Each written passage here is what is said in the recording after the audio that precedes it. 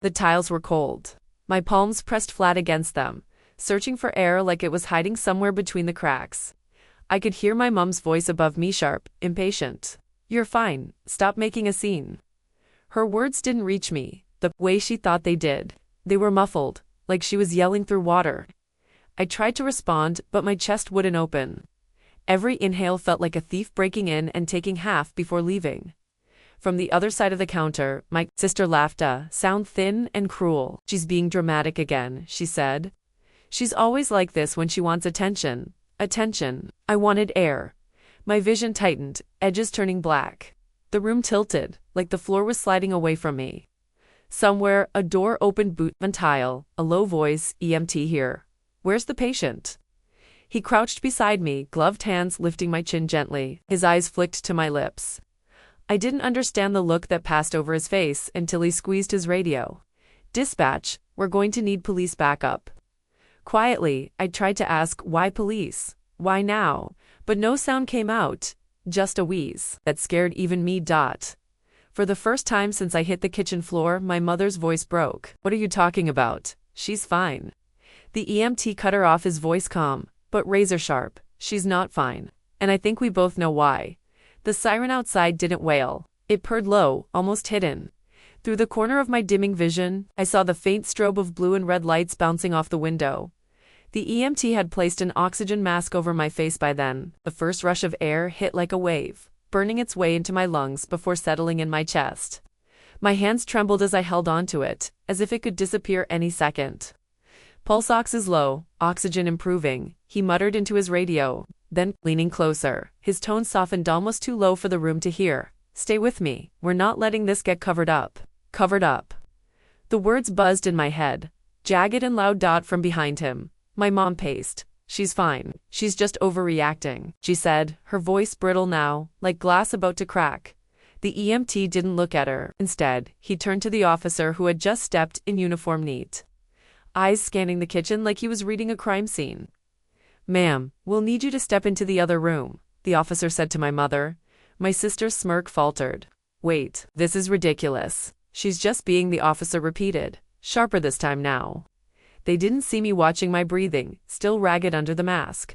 They didn't see the way the EMT slipped a small evidence bag into the officer's hand, something he'd picked up from the floor near my spilled water glass.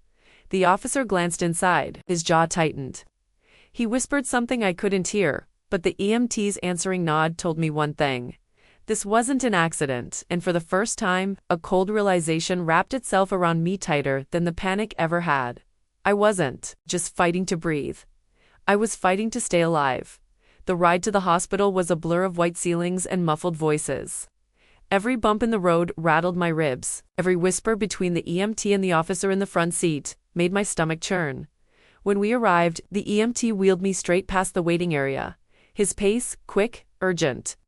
The officer stayed close behind, his hand resting lightly on his holster as if he wasn't sure what we'd walk into next. In the exam room, a nurse drew blood while another attached monitors to my chest. My oxygen mask hissed softly, but underneath it, I could taste something strange, metallic, bitter. The doctor came in minutes later, flipping through my chart. His eyes scanned the numbers on the screen, then flicked up to meet mine. "We're running a talk screen," he said evenly. "Do you remember what you ate or drank in the last hour?" I swallowed hard. "Just water from the glass on the counter." The EMT and officer exchanged a glance. "That glass is evidence," the EMT said quietly. The doctor didn't react, just nodded and stepped out, but I could feel the tension pulsing in the room. Like everyone knew something they weren't ready to say. Through the open doorway, I caught a glimpse of my mom and sister in the waiting area. My mom was leaning forward, speaking fast to someone on the phone. My sister, she was scrolling through her phone, one leg bouncing nervously. The officer's radio crackled. A voice came through low but clear. Talk screen on the glass came back positive. Same compound found in the patient's blood sample. The officer's eyes shifted back to me, steady and unflinching. "Miss, this wasn't random," he said, and just like that, the kitchen, the gasps, the laughter, it all snapped into place. They hadn't just dismissed me, they had tried to erase me. The officer stepped fully into the room, his voice low but cutting through the hum of machines. "Ma'am, I need to ask you, do you feel safe going home tonight?" The question hung there like a loaded gun. Safe. The word felt foreign. I thought of the kitchen floor. The way my mom's voice had sliced through my panic, like it was nothing. Of my sister's, smirked that small, satisfied curl at the corner of her mouth. Of the bitter taste that still clung to the back of my throat. My silence must have been enough of an answer. Because he continued, "We're going to keep you here for observation. I've requested protective detail. Protective detail for me. Because of them." From the hall, I could hear the shuffle of movement.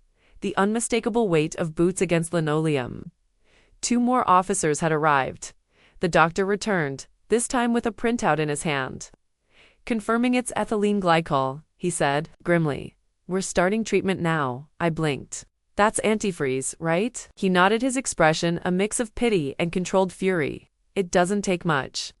Through the doorway, I caught sight of my sister finally looking up from her phone as one officer approached her. She straightened, confusion flickering across her face until she saw me watching. Her lips formed a single word. "You." My mom's voice rose sharply then, loud enough for the whole ward to hear. "She's making this up. She always exaggerates." But the officer didn't flinch. "Ma'am, I'm going to need you to come with us." In that moment, I realized whatever happened next. The story they'd been telling about me for years was about to collapse, and this time, I wasn't the one struggling to breathe.